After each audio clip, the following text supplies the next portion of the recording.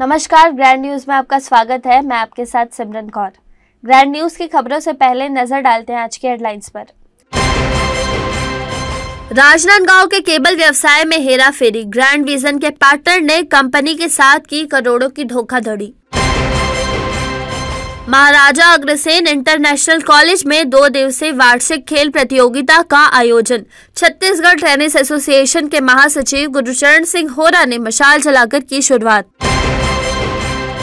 राजनांदगांव के डोंगरा गांव में 1.5 साल का बच्चा सेप्टिक टैंक में गिरा, हुई मौत। भिलाई के शंकर नगर छावनी स्थित एक लकड़ी फैक्ट्री में लगी आग, लाखों का हुआ नुकसान। ग्रैंड न्यूज में अब खबरें विस्तार से। राजनांदगांव में केबल व्यवसाय में बड़ी हेराफेरी, ग्रैंड विजन के एक पार्टनर ने कंपनी को चूना लगाते हुए करोड़ों का फ्रॉड किया। आरोपी आकाश दास ग्रैंड विजन में पार्टनर है, जिसने केबल वसूली का पैसा कंपनी में जमा न कर अपने दोस्त के खाते में डालता गया। कंपनी ने मामले में एफआईआर दर्ज कराया है। पुलिस आरोपियों की तलाश कर रही है। राजनांदगांव में केबल कारोबारी को करोड़ों का चूना लगाने का मामला सामने आया है। आरोपी आकाश दास ग्रैंड विजन में खुद पार्टनर है और लंबे समय से कंपनी में हेराफेरी करने लगे। मौका पाकर आरोपी आकाश दास ने कंपनी के 3 करोड़ अपने दो साथी राजीव पंजियारा और नंदू भूतड़ा के बैंक अकाउंट में डलवा दिया। जब कंपनी में हेराफेरी की बात सामने आई तो सभी फरार हो गए। वहीं इस मामले में बसंतपुर थाने में शिकायत की गई है। पुलिस ने मामले में जांच की और शिकायत को सही पाकर तीनों आरोपियों के खिलाफ आपराधिक मामला कायम किया। एफआईआर के 2 दिन बाद भी पुलिस के हाथ खाली है। बसंतपुर थाना प्रभारी विजय कुमार मिश्रा इस मामले में कुछ बोलने से बच रहे हैं। हालांकि पुलिस के बड़े अधिकारियों ने आरोपियों को जल्द गिरफ्तार करने का हवाला दे रहे हैं। महाराजा अग्रसेन इंटरनेशनल कॉलेज में 2 दिवसीय वार्षिक खेल प्रतियोगिता का आयोजन किया जा रहा है। इसकी शुरुआत छत्तीसगढ़ टेनिस एसोसिएशन के महासचिव गुरुचरण सिंह होरा ने मशाल जलाकर की। सभी ने मुख्य अतिथि को सलामी दी। मैक कॉलेज के चेयरमैन राजेश अग्रवाल ने गुरुचरण सिंह होरा की उपलब्धियां गिनाते हुए उन्हें धन्यवाद दिया और सम्मानित भी किया। छत्तीसगढ़ टेनिस एसोसिएशन के महासचिव गुरुचरण सिंह होरा के मुख्य आतिथ्य में 2 दिवसीय वार्षिक आउटडोर इंडोर स्पोर्ट स्पर्धा का शुभारंभ हुआ। स्पर्धा का शुभारंभ महासचिव होरा ने मशाल जलाकर की। इसके बाद मार्च पास्ट के दौरान गुरुचरण सिंह होरा को सलामी दी गई। इसके बाद महासचिव के खेलों और न्यूज से जुड़ी उपलब्धियों से सबको अवगत कराया गया। इसके साथ ही उन्हें स्मृति चिन्ह देकर सम्मानित किया गया। इस मौके पर महासचिव होरा ने अपने संबोधन के दौरान प्रकाश पर्व की बधाई देते और राजेश अग्रवाल के कार्यों की सराहना करते हुए साउथ अफ्रीका के डरबन में हुए ब्रिक्स टूर्नामेंट में किस तरह भारतीय खिलाड़ियों ने प्रदर्शन किया, इसके बारे में बताया। उन्होंने कहा कि उनको छत्तीसगढ़ की तरफ से भारत का प्रतिनिधित्व करने का अवसर मिला। एक खिलाड़ी केवल एक ही नंबर से गोल्ड मेडल से चूक गई। देखिए, एनुअल स्पोर्ट्स मीट है। मैक कॉलेज के चेयरमैन राजेश अग्रवाल जी और उनकी टीम को मैं पूरी बधाई देता हूँ कि एक अच्छा इवेंट आज जो प्रारंभ हो रहा है वो देखने को मिला। और वैसे भी मैक कॉलेज का एक इतिहास रहा है, कोई भी काम करते हैं तो बहुत ज़्यादा हाइट पे जाता है प्रोग्राम कोई सा भी, तो ये इनकी उपलब्धि है। आज बहुत अच्छा मार्च पास्ट हुआ। फिज़िकल फिटनेस का जो कॉम्बिनेशन देखा मैंने, इतनी धूप में खड़े होके बच्चे, एक भी बच्चा इंजोर्ड नहीं हुआ और पूरे सबने बहुत दम लगा के काम किया। ये उपलब्धि दिखाता है कि मैक कॉलेज से पढ़ाई का ही नहीं, स्पोर्ट्स का भी एक बहुत बड़ा हब है और स्पोर्ट्स की एक्टिविटी को जिंदा रखने के लिए और उसको प्रेरित करने के लिए मैं बहुत बहुत धन्यवाद देता हूं पूरी टीम को, राजेश अग्रवाल। मैक कॉलेज के संचालक राजेश अग्रवाल ने महासचिव गुरुचरण सिंह होरा की उपलब्धियां गिनाते हुए कहा कि ब्रिक्स टूर्नामेंट में भारतीय टीम के मैनेजर बनकर 5 खेलों में मेडल दिलवाया है। इसके साथ ही विश्व स्तरीय टेनिस स्टेडियम बनवाने में अहम भूमिका निभाई है। वे इस मौके पर उनका अभिनंदन करते हैं। महाराजा अग्रसेन इंटरनेशनल कॉलेज में हर साल हम 2 दिवसीय स्पोर्ट्स का आयोजन करते हैं। हमारा ये मानना है कि एकेडमिक के साथ में नॉन एकेडमिक एक्टिविटीज़ के माध्यम से बच्चे अपनी प्रतिभाओं को बाहर निकालते हैं, अपनी पर्सनालिटी को विकसित करते हैं। उतना ही जरूरी हमको शारीरिक रूप से सक्षम होने की आवश्यकता है। आजकल धीरे धीरे बच्चों में, यूथ में स्पोर्ट्स कम होते जा रहा है। उसको बढ़ावा देने के लिए हम बच्चों में साल भर अलग अलग एक्टिविटी करते हैं और ये 2 दिवसीय आयोजन के माध्यम से एक उत्सव जैसा माहौल बनाते हैं। आज एक उत्सव के माहौल में ओपनिंग सेरेमनी हम ग्रैंड लेवल पे, बहुत ज़्यादा नेशनल लेवल पे जैसे स्पोर्ट्स का ओपनिंग होता है वैसा और करने की कोशिश की है। और इसमें एज अ चीफ गेस्ट हमने जो आप लोग सब जानते हैं कि इंडिया का प्रतिनिधित्व करते हुए डरबन पे जो इंडिया का झंडा लहरा करके आए हैं, ऐसे चीफ गेस्ट गुरुचरण सिंह होरा और हमारे स्पेशल गेस्ट के रूप में कर्नल रवि छाजेड़ जी को आमंत्रित किया। उन्होंने भरपूर तारीफ की मैक कॉलेज में स्पोर्ट्स को लेकर के कि यहां पर एक अच्छा वातावरण तैयार हो रहा है, जिससे शारीरिक मानसिक क्षमता में भी वृद्धि हो पाएगी। राजनांदगांव के डोगरा गांव अंतर्गत आंगनबाड़ी के सेप्टिक टैंक में गिरने से एक बच्चे की मौत हो गई। राजनांदगांव जिले के डोंगरगांव थाना क्षेत्र के अंतर्गत आने वाले ग्राम आसरा में एक 2.5 साल के बच्चे की मौत सेप्टिक टैंक में गिरने से हो गई। घटना बुधवार की दोपहर की बताई जा रही है। घटना को लेकर महिला बाल विकास के अधिकारी ने बताया कि गाँव में दशगात्र का कार्यक्रम चल रहा था।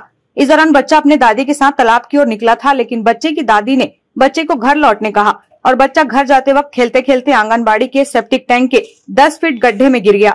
सेप्टिक टैंक का ढक्कन कई दिनों से खुला पड़ा था। बच्चे के सेप्टिक टैंक में गिरने के बाद वहां खेल रहे अन्य बच्चों के रोने एवं चिल्लाने की आवाज सुनकर आंगनबाड़ी केंद्र की सहायिका बाहर निकली और गड्ढे में गिरा बालक को देखकर इसकी सूचना गाँव वालों सहित उनके दादा को दी।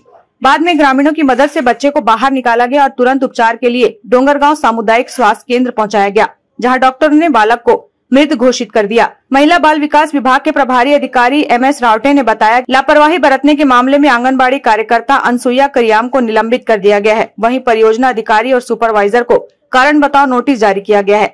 हुए कि बच्चे की क्या स्थिति है, तो उन्होंने कहा कि बच्चे जो है वहाँ पर गांव में एक मरनी कार्यक्रम चल रहा था, जिसका मतलब नहावन कार्यक्रम था गांव में।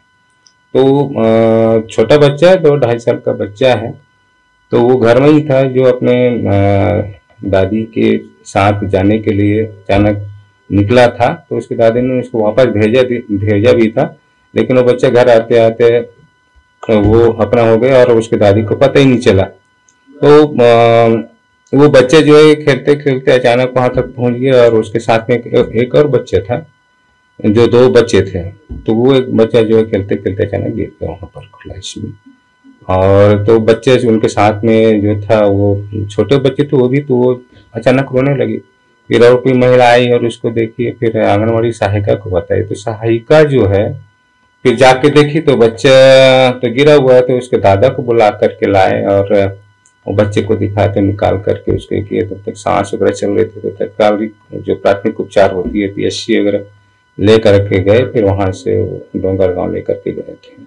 देखिए, हमारी ओर से हम तो लापरवाही के लिए हमने रात में ही तात्कालिक रूप से जो कार्यकर्ता थे उनको निलंबित कर दिया है, और जो पंचनामा वगैरह जो बनाए हैं उनकी कार्यवाही अभी चल रही है। और हमारी विभाग के अंतर्गत जितने हमारे परियोजना अधिकारी है, सुपरवाइजर, सबको नोटिस जारी किया गया है। पुलिस ने बच्चे का शव पोस्टमार्टम उपरांत परिजनों को सौंप दिया है। इस घटना में बड़ी लापरवाही सामने आई है। आंगनबाड़ी संचालन के समय सेप्टिक टैंक का ढक्कन कैसे खुला रह गया और इस संबंध में आसपास के लोग या आंगनबाड़ी के कार्यकर्ताओं ने इसकी जानकारी सरपंच या संबंधित अधिकारियों को क्यों नहीं दी। जिम्मेदार लोगों की लापरवाही के चलते एक बच्चे की मृत्यु हो गई। Bureau report, grand news. Bhilai के छावनी में एक लकड़ी फैक्ट्री में लगी आग, लाखों का हुआ नुकसान। भिलाई के शंकरनगर छावनी स्थित एक लकड़ी की फैक्ट्री में देर रात भीषण आग लग गई। आग लगने का कारण फिलहाल अज्ञात है। फैक्ट्री मालिक ने बताया कि 40 से 50 लाख रुपए का फर्नीचर जलकर खाक हो गया। वहीं आग को बुझाने के लिए 4 से 5 दमकल की गाड़ियां मौके पर पहुंची और आग पर काबू पाया। आग की सूचना पर जामुल थाना स्थित आसपास की फोर्स भी घटनास्थल पर पहुंची। घटना देर रात 3 बजे की है। आग जैसे ही लगी, मोहल्ले में अफरा तफरी मच गई। मोहल्ले के ही लोगों ने दमकल विभाग व फैक्ट्री के मालिक को सूचना दी। फायर ब्रिगेड की टीम ने कड़ी मशक्कत के बाद आग पर काबू पा लिया है। Bureau report, grand news. वक्त हो चुका है एक ब्रेक का, बने रहिए ग्रैंड न्यूज के साथ। मुबारक सबनू जो कड़ियां आईया जी, गुरपुरब दिया सारियां नू होण वधाइयां जी। धन धन गुरु नानक देव जी के प्रकाश उत्सव पे मैं संपूर्ण छत्तीसगढ़ वासियों को, देशवासियों को, विदेश में रहने वाले समूह साथ संगत को और सभी लोगों को गुरु नानक देव जी के प्रकाश उत्सव की बहुत बहुत बधाई देता हूँ। साथ ही यह कामना करता हूँ कि गुरु नानक देव जी किसी एक समाज के आराध्य देवता, आराध्य नहीं थे, वो सभी धर्मों को साथ में लेके चलने वाले व्यक्ति थे।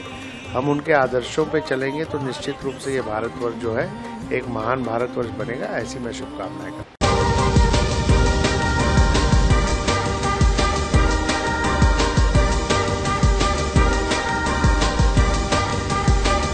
today's busy life, you cannot afford to take time out for everything to be perfect for your marriage.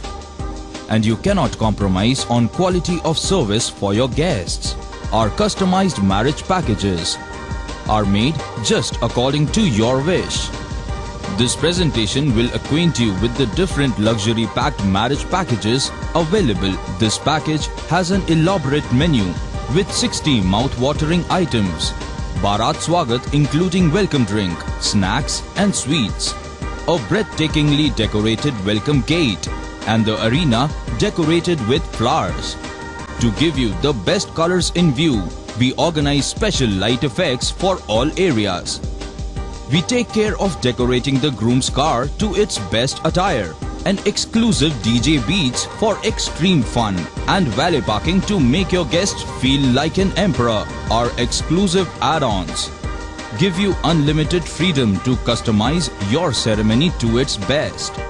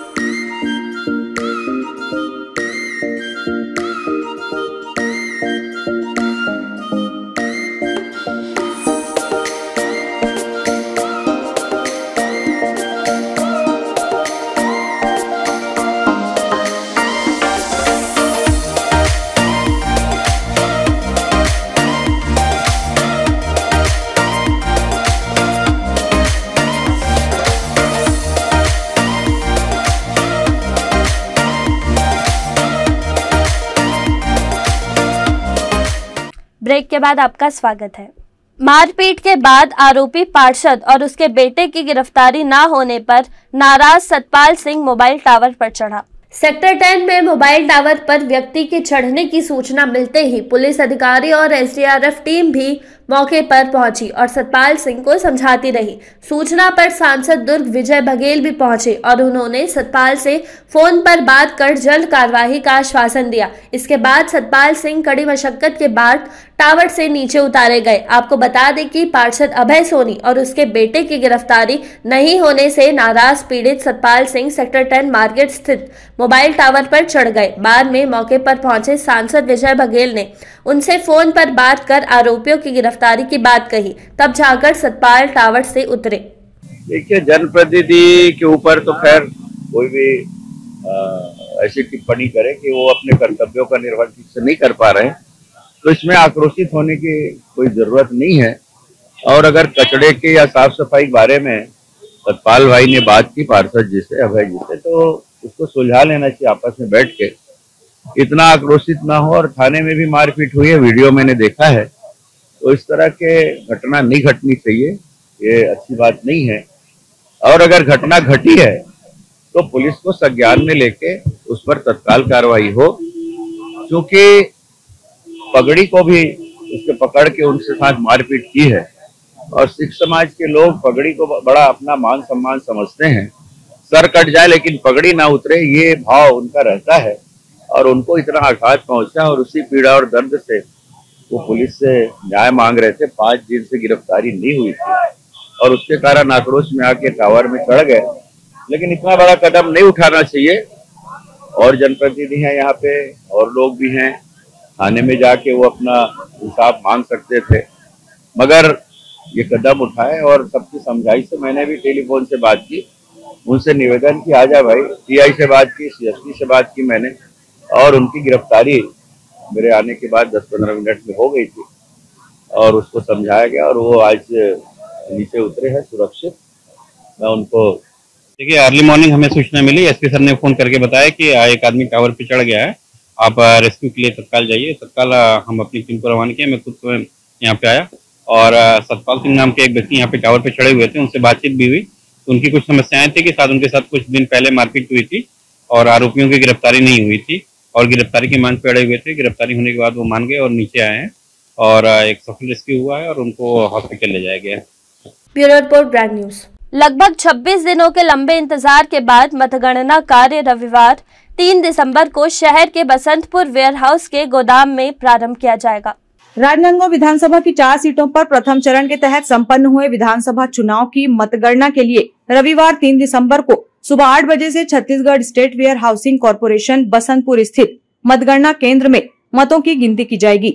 जिले की 4 विधानसभा सीट राजनांदगांव, डोंगरगांव, डोंगरगढ़ और खुज्जी के लिए प्रत्येक विधानसभा वार 14-14 टेबल लगाए जाएंगे और ईवीएम में दर्ज मतों की गणना की जाएगी। वहीं हर विधानसभा के लिए 2-2 टेबल, कुल 8 टेबल पोस्टल बैलेट की गणना के लिए लगाए जाएंगे। मतगणना की तैयारी को लेकर उप जिला निर्वाचन अधिकारी खेमलाल वर्मा ने बताया कि सामान्य प्रेक्षक, रिटर्निंग ऑफिसर, अभ्यर्थी, निर्वाचन अभिकर्ता की उपस्थिति में स्ट्रांग रूम सुबह 7 बजे खोला जाएगा। वहीं सुबह 8 बजे से मतगणना का कार्य प्रारंभ होगा।